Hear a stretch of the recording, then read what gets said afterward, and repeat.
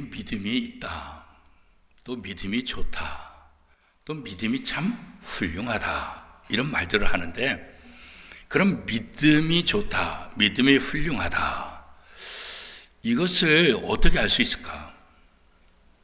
그 가늠자가 뭘까? 뭘 보면 저 사람의 믿음이 있는지, 저 사람이 믿음이 좋다, 이렇게 말할 수 있을까? 그런 생각들을 해볼 수 있잖아요. 여러 기준들이 있는데, 오늘 본문 말씀을 보면 이 믿음을 가늠해 보는 시금석은 뭐냐? 결국은 우리의 시간, 우리의 재물, 이것을 어디에 사용하느냐, 그것을 보면 그 사람의 신앙의 상태를 점검해 볼 수 있다, 이렇게 얘기할 수 있어요. 왜 그럴까요? 사람은 중요하다고 생각하는 부분에 시간을 투자하고 중요하다고 생각하는 부분에 물질도 투자해요. 중요하지 않으면 거기에 시간 낭비하잖아요. 중요하지 않으면 거기에 돈도 투자하잖아요. 그렇잖아요? 세상의 기업들도 마찬가지잖아요. 투자할 때 어디다 투자하겠어요? 이게 가치 있다, 이게 중요하다, 이거 괜찮다, 그렇게 해야 투자하는 거지. 아예 별 볼 일 없어, 그럼 누가 거기다가 투자를 할 수 있겠어요? 그렇죠? 이번 주간에 우리 총회 목회자 연금재단이 있어요.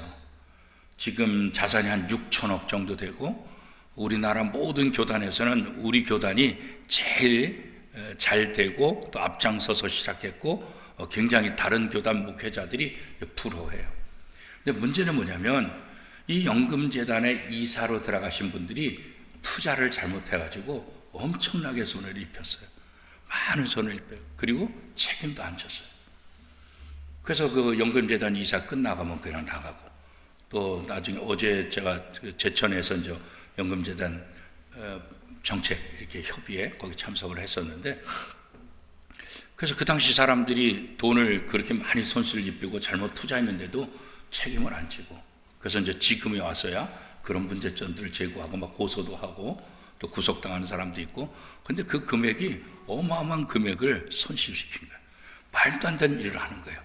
그래서 우리 자산을 가지고 어디에다 투자할까 설명을 직원들한테 들어보니까 20개의 회사가 이렇게 지원을 했는데, 그 20개의 회사를 갖다가 성적표를 매겼더니 1등부터 20등까지 쫙 나오잖아요. 근데 누구에게 결정을 했냐면 그 이사회가 19등 한 업체한테 넘겨줬다는 거예요. 19등 한. 여러분 상식적으로 말이 돼요? 한 1등에서부터 20등까지 했는데 여러분 같으면 몇 등한테 주겠어요? 당연히 1등한테 주죠. 물론 2, 3등으로 바뀔 수는 있겠죠. 뭐 나중에 하다 보니까 점수는 그렇지만 여기가 더 타당하다. 근데 세상에 19등 한 업체한테 이게 준다는 거 보겠어요? 이거 뭔가 문제가 있는 거예요. 리베이트를 받든지. 그래서 그런 리베이트 받은 것 때문에도 문제가 되고, 저도 이제 연금을 내고 있지만 자세히는 잘 몰랐어요. 그런데 연금재단에 관련된 일을 이제 하다 보니까 하나씩 어제 전체 재무라든가 왜 리스크가 생겼는지, 뭐가 문제인지 이런 것들을 전체적으로 파악하는 그런 시간을 가졌는데, 진짜 상식적으로 말도 안 되는 거예요. 엉망진창. 그러니까 이게 투자할 곳에 투자를 해야 되는데 엉뚱한 곳에 투자해가지고 그냥 200억 날라가고 300억 날라가고, 목회자들이 그것 때문에 그거 하나 바라보고 은퇴 이후에 그거 하나 바라보고 하는데 몇만 명의 목회자들의 마음을 아프게 하는. 그래서 이건 좀 어떻게든지 새롭게 해야 되겠다. 그런 모임을 제천에서 지난 화요일 수요일 날 이렇게 1박 2일로 회의를 했는데, 그렇죠. 사람 개인도 마찬가지고 회사도 마찬가지고 어떤 단체도 중요하다고 가치 있다고 생각하는 것에 투자하는 것이지 아무것도 안 된다 그런 것에 투자하지 않는다. 그러니까 우리의 믿음을 가늠할 수 있는 게 여러 가지가 있지만, 내가 어디에 시간을 많이 쓰냐, 내가 어디에 물질을 많이 쓰냐, 이걸 보면 내가 중요하게 생각하는 부분이 무엇인지를 생각할 수 있게 된다는 거죠. 그런 면에서 오늘 본문 요한복음 12장에 나오는 이 여인, 그 다음 마리아라는 여인과 가룟 유다의 모습을 보면 우리가 어떻게 하나님 앞에 헌신할까, 또 어떻게 우리의 믿음을 표현해야 될까, 이 부분에 있어서 우리에게 참 좋은 교훈을 준다, 이렇게 이제 얘기할 수 있죠. 아이를 키우는 특별히 엄마 입장에서 아이가 아픈 것은 차라리 엄마가 아픈 게 나아요. 그죠? 대부분 그렇잖아요. 그죠? 차라리 내가 아픈 게 낫지. 이 어린 것이 아파가지고, 이 어린 것이 아픈데 이게 어디가 아픈지도 모르고 계속 잠도 못 자고 열은 펄펄 끓고, 그럼 어떤 엄마가 그냥 내버려 두겠어요, 그죠? 아이고, 하나님, 차라리 그냥 내가 아픈 게 낫죠. 차라리 나를 아프게 해주세요. 이 어린 것이 뭘 알아서 이렇게 아픕니까? 하나님, 나를 아프게 해주세요. 이게 기본적으로 엄마의 심정이잖아요. 자식의 아픔을 자신의 아픔으로 가져가고 싶은 것, 그렇잖아요. 왜 그러겠어요? 그게 사랑이니까. 그게 사랑이니까. 사랑하니까 그런 마음, 사랑하니까 그런 생각을 하게 되는 것 아니겠어요? 그러니까 사랑이니까 아픔도 짊어지려고 하는 거고, 사랑이니까 희생하는 거고, 그렇잖아요. 사랑하니까 내 귀한 것을 아낌없이 줄 수도 있는 것 아니겠어요? 물질이 귀하지 않은 사람이 어디 있어요? 건강이 귀하지 않은 사람이 어디 있겠어요? 시간이 귀하지 않은 사람이 어디 있겠어요? 그렇죠? 그런데 내 물질을 기꺼이 내놓는다? 내 시간을 기꺼이 내놓는다? 내 모든 재능을 기꺼이 내놓는다? 이거 왜 그래요? 사랑하니까. 뭔가 가치가 있으니까 그렇게 할 수 있는 거죠. 그런 면에서 오늘 본문에 나오는 마리아는 예수님에게 자기의 향유를 내어줬다는 것은 예수님이 마리아라는 여인에게 있어서 어떤 존재인가를 다시 한번 생각해 보게 하는 거죠. 제3자 입장에서 볼 때는 말도 안 되고, 오늘 우리의 입장에서 보면 말도 안 될 수 있어요. 그러나 이 마리아라는 여인의 입장에서 예수님을 바라볼 때 자기의 가장 귀한 것을 다 내어주고도 아깝지 않은 그런 사랑을 예수님에게 받았기 때문에 아깝지 않게 이 모든 것들을 내놓을 수 있었다, 그런 거죠. 어떻게 보면 마리아에게 향유는 값비싼 보물이죠. 이 여인의 전 재산 아니겠어요? 어떤 것보다 귀한 것 아니겠어요? 그죠? 그런데 자신의 가장 귀한 보물을 예수님에게 내놓는다는 거 보겠어요? 예수님을 더 귀한 분으로 생각하게 됩니다. 예수님을 더 귀하게 생각하지 않으면 어떻게 내놓겠어요? 안 내놓죠, 절대로. 그런데 예수님이 누군지 알기 때문에, 예수님이 얼마나 소중한 분이 알기 때문에 내게 보물이라 할지라도 주님 앞에 기꺼이 내놓을 수 있게 되는 거죠. 마리아는 순수한 나드 향유를 예수님의 발에 부었다, 그런 거예요. 그냥 나드 향 한 병을 예수님께, 예수님 선물이에요, 이거 팔아서 예수님 사역에 쓰세요, 이렇게 드린 게 아니라 예수님의 발에 부은 거예요. 그러니까 이건 다시 주워 담을 수도 없는 거예요. 이거는 다시 재활용할 수가 없어요. 이것은 팔아가지고 돈으로 쓸 수 있는 게 아니에요. 예수님의 발에 완전히 다 부은 거예요. 다시 돈이라는, 다시 물질이라는 가치로 다시 이렇게 만들어낼 수 있는 그런 상황이 아니에요. 그럼에도 불구하고 이 마리아는 예수님의 발에 자신의 보물, 자신의 전 재산과 같은 그 기름을 예수님의 발에 쏟아 부었다, 이렇게 이제 오늘 성경이 이야기하고 있잖아요, 그죠? 이 나드라는 것은 성경 시대 굉장히 귀한 향유죠.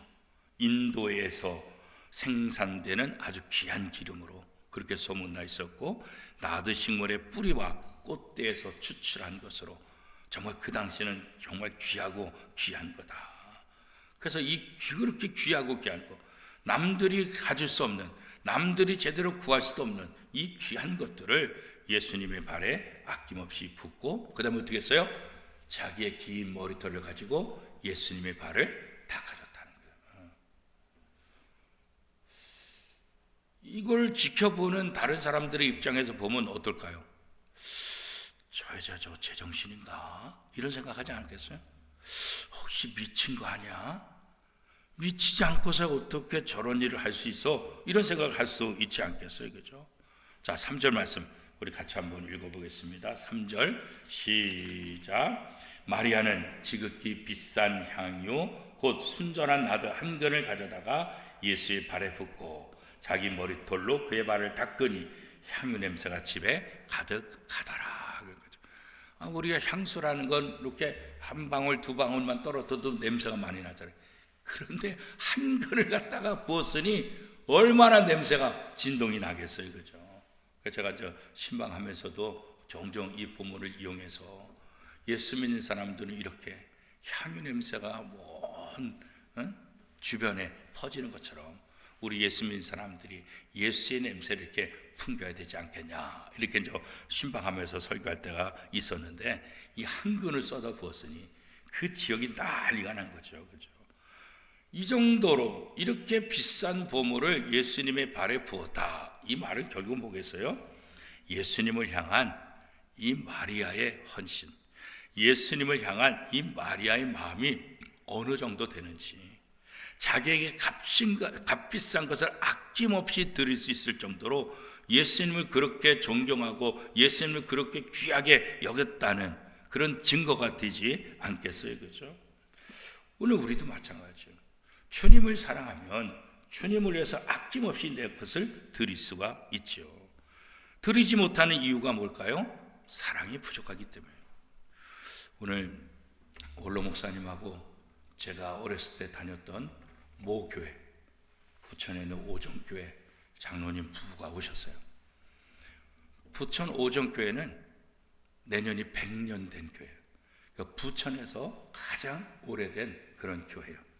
원로 목사님이 10대 때 그 교회를 다니셨고, 저도 다니다가 이쪽으로 옮겨 왔는데, 내년에 100주년을 맞이하면서 옛날 100주년 자료집을 만드는데 옛날 일을 증언해 줄 사람이 거의 안 계시다는 거예요. 다 돌아가시고.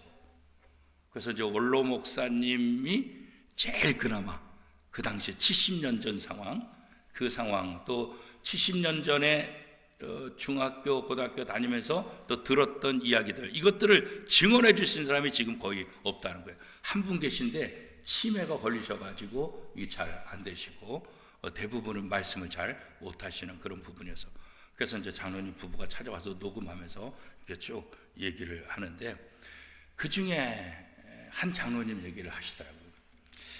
이 장로님은 저희 집에서 모습으로 이렇게 살기도 하셨어요. 그러다가 아버님의 고모, 그 딸하고 이제 사귀게 돼가지고 결혼하셔서 저희 이제 가족이 되기도 하셨어요. 원래 이분은 이 원미동 쪽에 사시던 분인데 오정동 쪽으로 오셔서 머슴살이 하면서 정말 아무것도 없이 맨손으로 와가지고 머슴 이렇게 살면서 이제 결혼하고, 그래서 예배 시간이 되면 헌금 바구니가 오잖아요. 자기는 돈이 없으니까 헌금 바구니가 이렇게 돌아갈 때 그때 너무 괴로웠다는 거예요.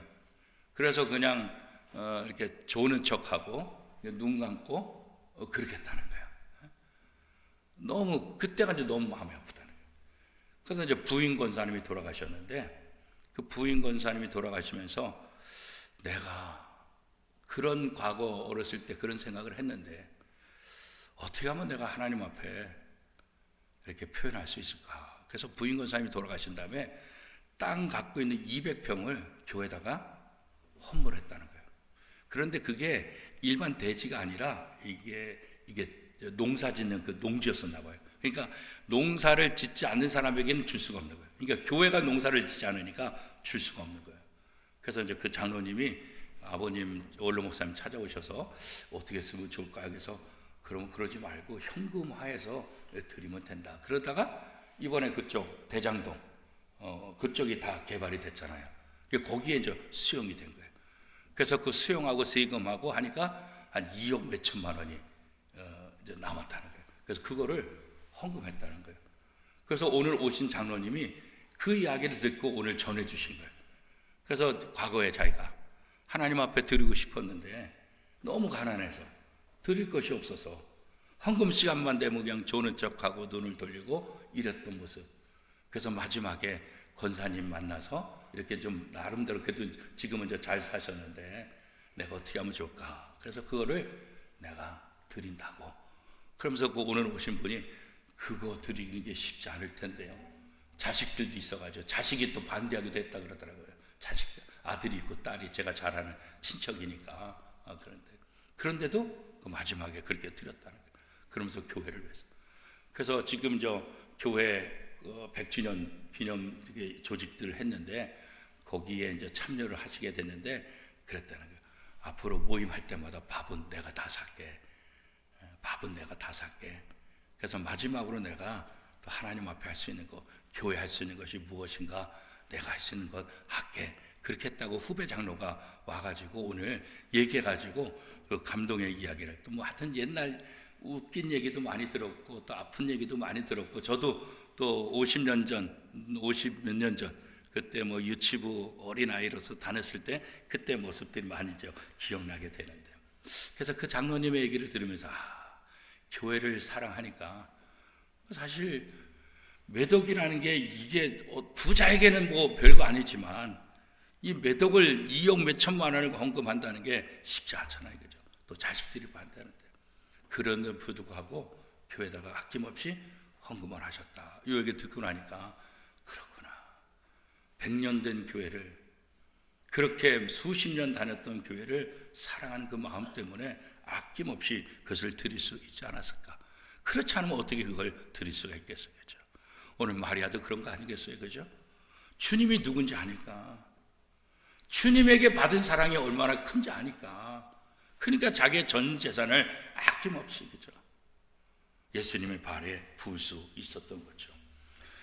그런데 이 모습을 지켜보던 한 사람, 가룟유다는 영 못마땅했잖아요, 그죠? 왜 낭비하냐?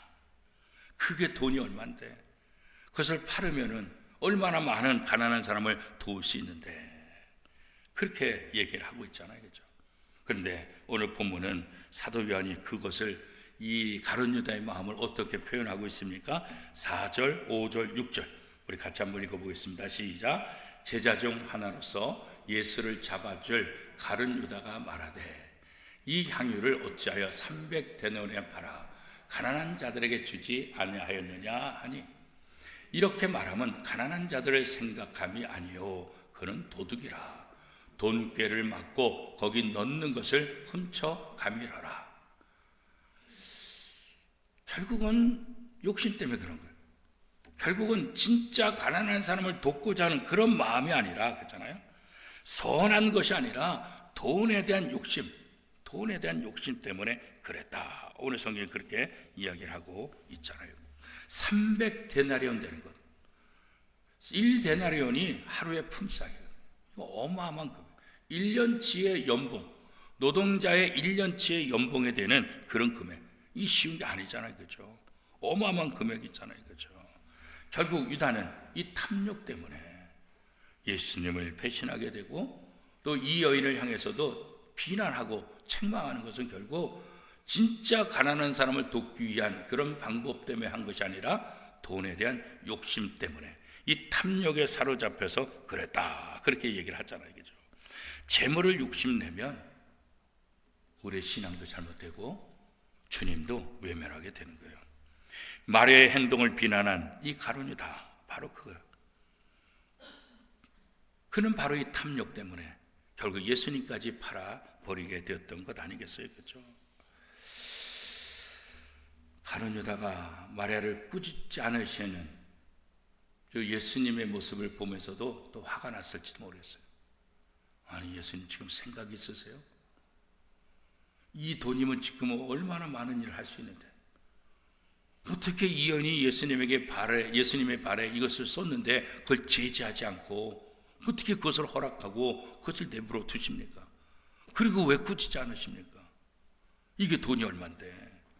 그러니까 예수님에 대한 불만, 불평도 아마 있었을 것이다. 그렇게 학자들은 해석을 해요.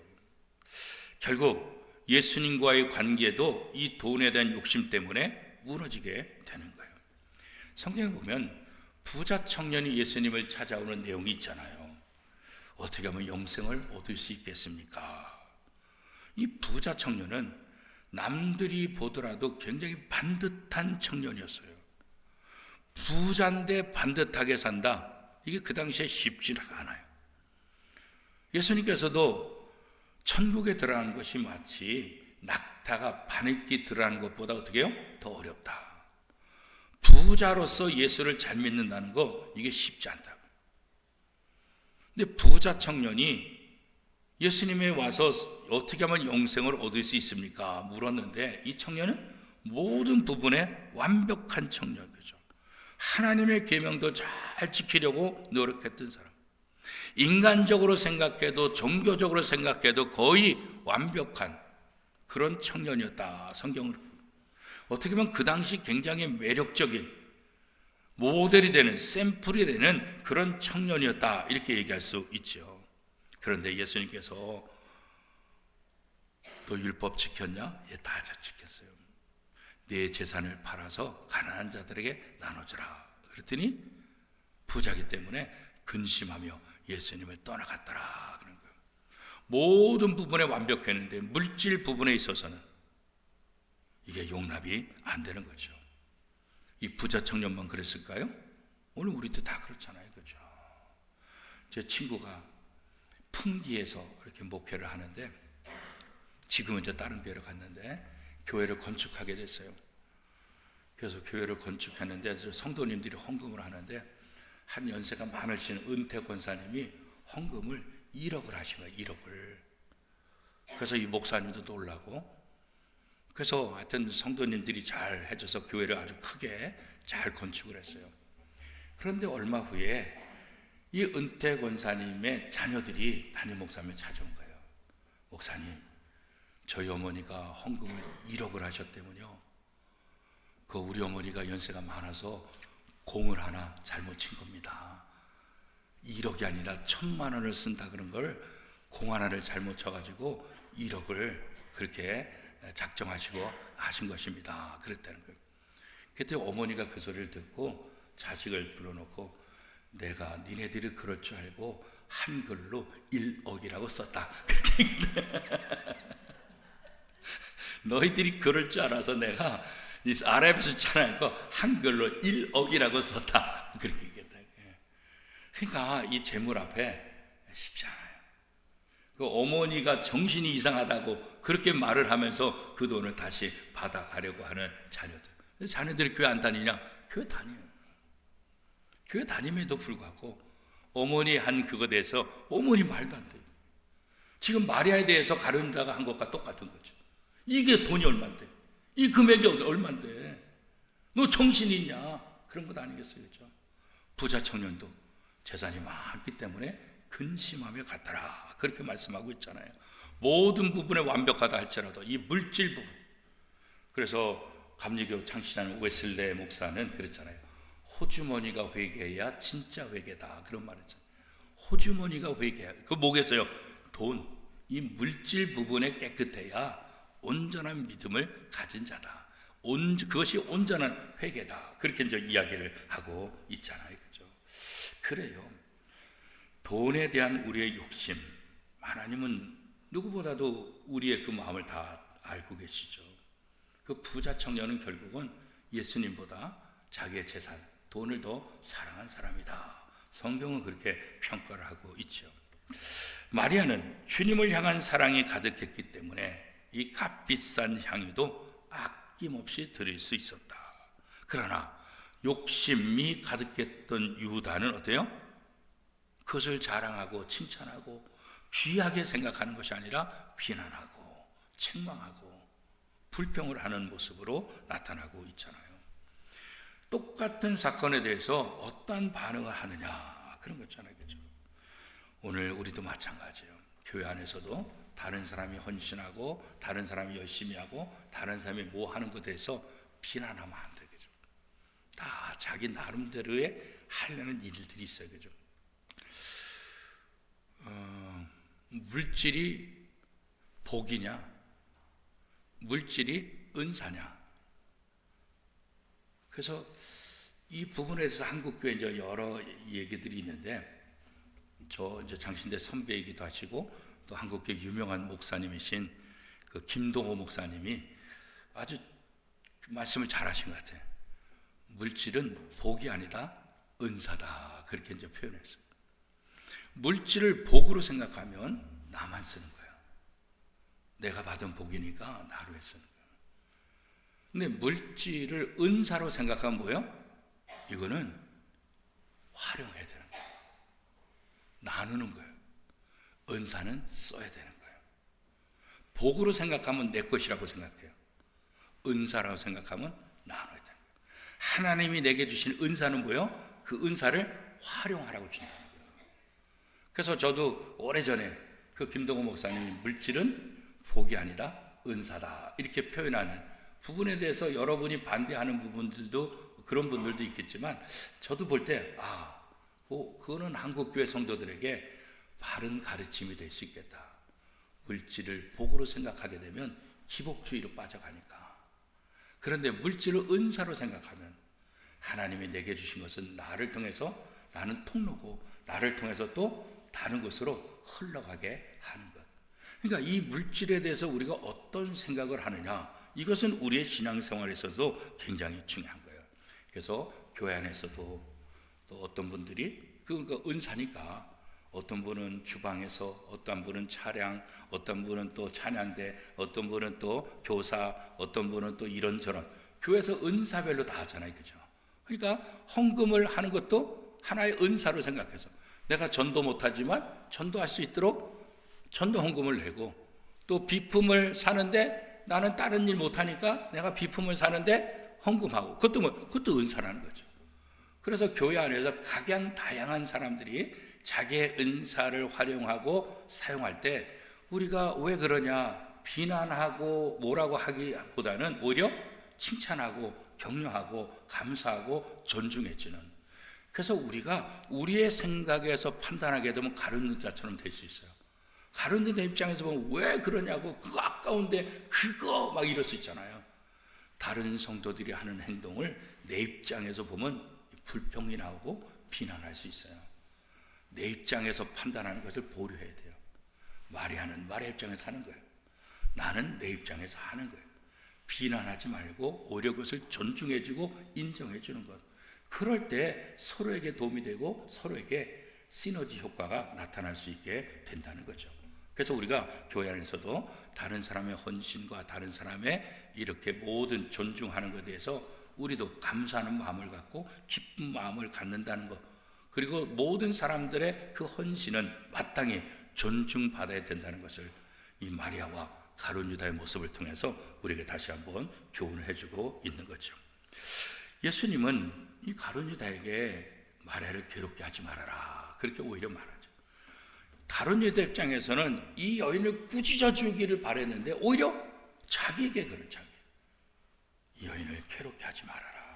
그리고 이 여인의 행동에 대해서 어떻게 말하고 있어요? 자신의 장래를 위한 것이니까 잘 간직해라 그렇게 말하죠. 7절 말씀 우리 같이 한번 읽어보겠습니다. 시작. 예수께서 이르시되 그를 가만두어 나의 장래할 날을 위하여 그것을 간직하게 하라. 자, 간직하게 하라 그랬는데 그러면은 뭘 간직해요? 이 향이 다 쏟아졌는데 이 쏟아진 것을 다시 모아가지고 잘 간직하라고 하는 걸까요? 그런 의미일까요? 그런 의미는 아니잖아요. 이미 다 쏟아졌는데 뭘 어떻게 간직해요? 그러니까 여기서 간직하라 이 말은 바로 그 보관하라, 이 향유를 잘 보관하라 그런 의미가 아니라 장래 준비라는 상징적 의미를 소중히 여겨라. 그러니까 결국 예수님께서 자신의 십자가에 못 박혀 돌아가실 것을 이미 여기서도 말씀하고 있는 거라는 거예요. 그러니까 성도는 영적으로 중요한 일에 의미를 두고 헌신해야 된다. 이 여인의 행동이 어떻게 나왔는지 모르지만 예수님은 이 행동을 자신의 장래를 준비하는 그것과 연결시켜서 이 여인의 헌신을 예수님께서 받으셨다 그렇게 얘기하고 있는 거예요. 그러면서 예수님이 중요한 말씀을 하시죠. 8절 말씀입니다. 같이 한번 읽겠습니다. 시작.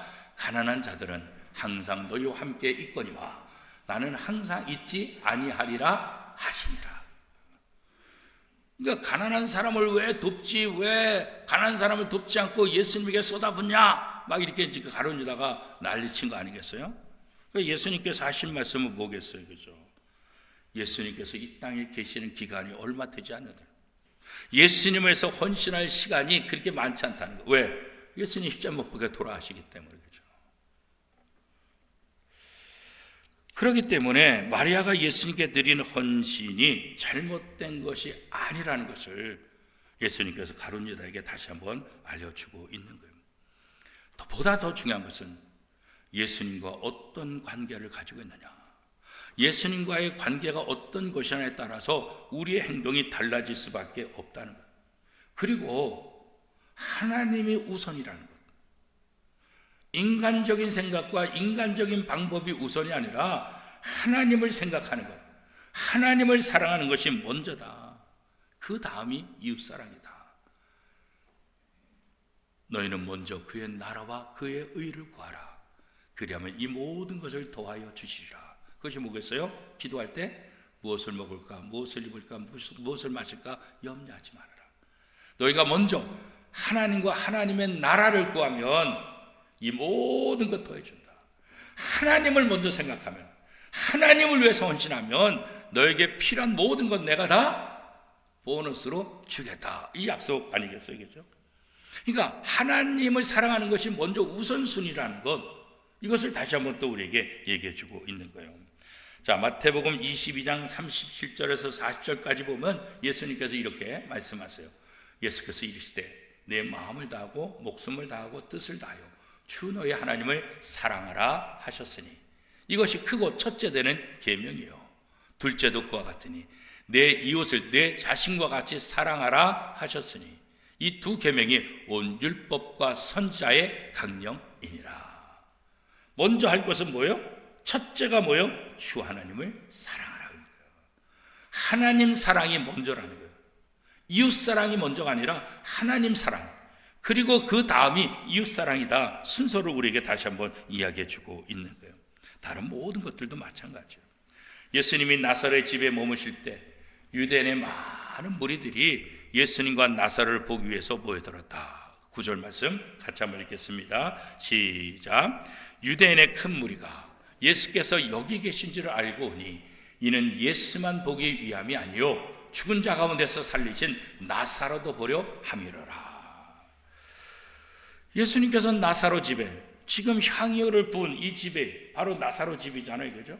예수님께서 여기에 머무신다니까 많은 사람들이 예수님을 보기 위해서 왔다. 그리고 어떻게 해요? 죽었던 나사로를 보기 위해서 왔다. 이렇게 이제 얘기하고 있잖아요. 그러자 유대교 지도자들은 어떻게 해요? 나사로까지 죽이기를 원했잖아요. 10절 말씀 같이 한번 읽겠습니다. 시작. 제사장들이 나사로까지 죽이려고 모이하니. 그러니까 예수님을 죽이려고 하다가 죽었던 나사로를 예수님께서 살리시니까 이 나사로를 보니까 어떻게 해요? 야, 이분이 하나님의 아들이다. 이분이 대단한 분이다. 저 나사로가 있으니까 예수님이 더 하나님의 아들이라고 사람들이 얘기하니까 나사로까지 죽여. 예수님만 죽이려고 생각한 이제는 나사로까지 죽이려는. 악은 계속 커져요. 악은 줄어들지 않아요. 악은 점점 더 커지게 되는 거예요. 놀라운 기적, 그들이 봤잖아요. 나사로가 죽었던 거 알잖아요. 지금 많은 사람들이 죽었던 나사로가 예수님과 함께 있는 거 봤잖아요. 그럼 어떻게 돼요? 예수님께서 놀라운 기적을 일으키신 거, 이게 사실이잖아요. 그냥 못 봤을 때는, 그냥 소문을 들었을 때는 에이, 설마 그냥 뭐 꿈인 거겠지, 제자들이 말한 거겠지. 아니, 지금 나사로 집에 예수님이 오셨다 그러니까 수많은 사람들이 모여서 나사로와 예수님이 함께 있는 거 이거 봤잖아요. 머리로만 듣던, 소문으로만 듣던 이 나사로가 살아났다는 거 이거 봤잖아요. 그럼 어떻게 돼요? 와, 진짜 이분이 하나님의 아들이시다. 그러니까 죽었던 나사로를 살리지. 아니, 장사까지 지낸 나사로가 어떻게 살아날 수 있어? 이런 일을 하시는 분은 바로 하나님의 아들이야. 예수님께서도 왜 일찍 오지 않고 죽은 다음에 왔다고 성경은 말하고 있습니까? 예수님 일찍 와가지고 살리면 사람들이 아이, 죽지도 않은 건데 그냥 뭐 죽을락 말락 했는데, 그게 아니라 예수님께서 나사로가 죽고 장사 지난 다음에 오신 건 뭐예요? 예수님이 하나님의 아들이시라는 것을 드러내기 위해. 그러니까 이런 기적 속에서, 이런 능력 있는 일들 속에서 예수님을 믿어야 되는데 믿지 않고 어떻게 해요? 오히려 나사로까지 죽이려 함이라. 이게 악이에요. 이게 악. 이게 악이에요. 오늘 우리도 그런 악을 가졌던 사람이에요. 오늘 우리가 사는 세상에 보면 이런 악들이 얼마나 많은지 몰라요. 그렇죠? 믿어야 할 이유를 죽여야 할 이유로 바꿔버리는 거죠. 이분이 하나님의 아들이구나, 믿어야 될 이유잖아요. 나사로가 살아났다는 것은. 그런데 나사로가 살아났다는 것을 예수를 죽이려는 이유로 만드는 거예요. 나사로까지 죽이려고 하는 거예요. 그렇죠? 왜? 이것이 하나님의 아들이라는 증거로 세상 사람들에게 더 소문이 날 수 있으니까. 그렇죠? 성도는 하나님이 주신 믿음의 길을 놓치지 말아요. 겸손한 모습으로 그 믿음의 길을 잘 받아들여요. 믿을 이유가 충분하기에 주저하지 말고 믿어야 되는 거죠. 성경 말씀은 우리가 예수를 믿어야 될 이유가 무엇인지를 설명하기 위해서 기록된 것 아니겠어요? 그렇죠? 마리아와 가룟유다는 제물을 통해서 서로 다른 마음을 표현하고 있잖아요. 마리아는 주님이 내가 가지고 있는 이 보물보다 더 존귀하신 분, 귀하신 분이라고 생각했잖아요. 가룟유다는 이게 얼마나 비싼 건데 예수님이 소중한 것이 아니라 그 가치가 더 소중하다고 탐심의 모습을, 탐욕을 그대로 드러냈잖아요. 그렇죠? 오늘 우리도 마찬가지죠. 우리의 시간, 우리의 물질에 대해서 우리가 어떤 생각을 가지고 있느냐 그런 거죠. 우리가 가지고 있는 재물의 주인은 누구예요? 하나님. 우리가 사용하는 시간의 주인은 누구예요? 하나님이시라고. 그렇기 때문에 하나님이 맡겨주신 재물, 하나님이 맡겨준 시간을 하나님을 영화롭게 하는데 우리가 사용을 해야 하는 거예요. 주님을 향한 진정한 사랑은 우리에게 가장 소중한 것을 아낌없이 드릴 수 있는 힘과 용기를 가져다 주는 거예요. 마리아는 향유의 가치보다 주님을 더 소중히 여긴 거예요. 더 소중한 분에게 더 소중한 것을 드리는 거죠. 그게 믿음 아니겠어요? 그게 바로 주님이 누군지 아는 것 아니겠어요? 그렇죠? 우리가 신앙의 우선순위를 지킬 때 주님과 우리와의 관계 속에서 물질이 우선순위가 되면 안 돼요. 다른 욕심이 들어가서는 안 된다고. 주님이 우리에게 우선순위가 되어야 주님을 사랑하는 마음을 가지고 그 마음을 가지고 또 이웃도 사랑할 수 있게 되는 거예요. 그런 사랑, 그런 헌신이 오늘 우리의 모습으로 나타나야 되는 거예요. 마리아의 이 헌신이 더 소중한 것을, 더 소중한 것에 분에게 드리는 모습, 이 모습을 우리에게 보여주고 있는 거 아니겠어요? 저와 여러분도 우리가 가장 소중히 여기는 것을 가장 소중한 분에게 더 먼저 드릴 수 있는 그런 믿음의 소유자가 다 될 수 있기를 축복합니다.